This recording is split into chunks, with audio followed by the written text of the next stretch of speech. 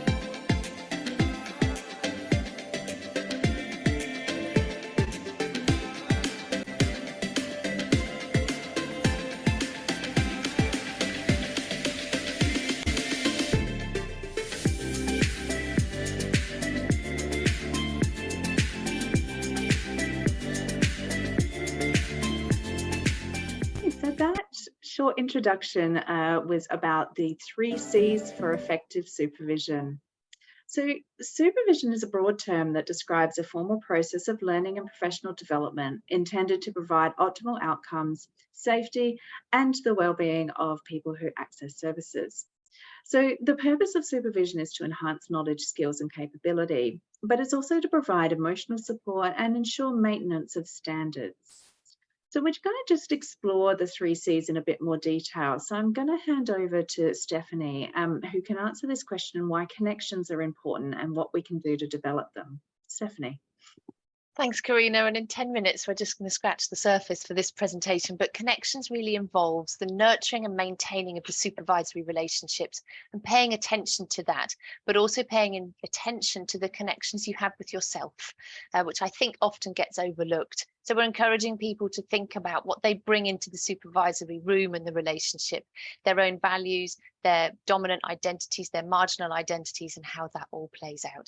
And on the next slide, we have a selection of starter questions which come from the book which is available for our COT members to download via the library as a starting point to start maintaining and creating those connections.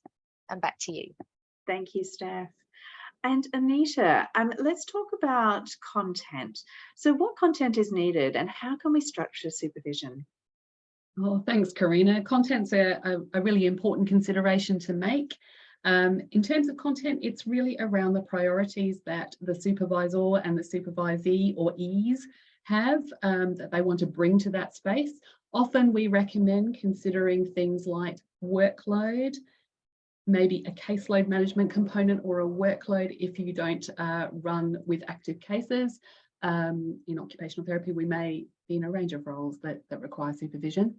And also thinking about the personal component as well. So our self-care and well-being at work is a really important part of the content of supervision.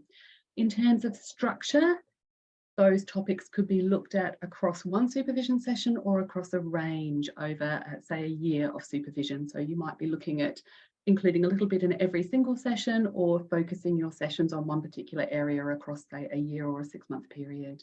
In terms of structure, there's a range of options of how we do supervision, and you can see them on the slide here. Both formal and informal supervision have a role. Peer supervision is a great option in terms of working with people who are at the same level as you rather than thinking hierarchically. Using digital means to ensure supervision is able to be accessed by all, or just maybe preferable for some people in terms of work location and work patterns.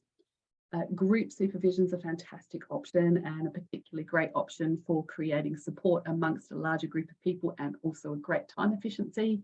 And some other options like action learning sets are really good to think about in terms of using a defined process, using a really strong appreciative outcome, and people working towards their own goals. Thanks, Karina. Great, thank you so much, Anita. And just to continue about the final C, continuing development. Anita, what do we mean by continuing development? Well, we're really talking about an enhancement process, a process by which people are working towards future goals. Maybe they're 1 year, 2 year, 5 year, 10-year kind of outcomes as occupational therapists, but also thinking about what they need for the role that they're in at the moment. So both are where we're growing to, but also where we are right now. And we can think about that in terms of what has to be done. So in terms of our mandatory kind of development, but also our sense of development for where we want to go in our own personal lives and professional lives. So again, that encompasses a large section of ourselves. Our professional and our personal lives come together really in our development. So setting those goals for our development, but also for our organisation's development. Thank you, Anita. And I guess one of the things around continuing development is development as ourselves as supervisors and supervisees. Indeed. So I'm wondering if, Steph, you can talk us through a little bit about this cultural humility idea and how that relates to supervision. Thanks, Karina. And it definitely was a concept that came through strongly, wasn't it, in all of the stories that we collected for the book from around the world. And it's just worth spending a minute defining what cultural humility is as opposed to competency, and inviting you all to recognise and understand that we are all constantly learning, and to recognise that without shame. We all have gaps in our knowledge. None of us know everything, and to help us understand that these are learning opportunities. So if we can adopt the approach of cultural humility within our supervision, we can have those honest conversations. We expect differences between and within cultures. We notice and respect them. And the idea that we all have implicit and explicit bias and prejudice as part of being human. So what can we do to work to identify those biases, to promote positive change? And rather than avoiding the conversations about power dynamics, recognize that they exist, especially within hierarchical supervision, when your supervisor might be the line manager, and have honest conversations in supervision about their effects. So this is one of the common threads across all of the 3 C's. Back to you. Okay, thank you so much. And just to finish off, we have got a lot of practice. We are very passionate about supervision, and we are very happy to share some of these practical resources. There are some free resources on the website. We've also got some podcasts, and we really will enjoy this conversation to have with anyone who would like to share with us. So thank you so much for your time. Thanks, everyone. Thank you. Thank you.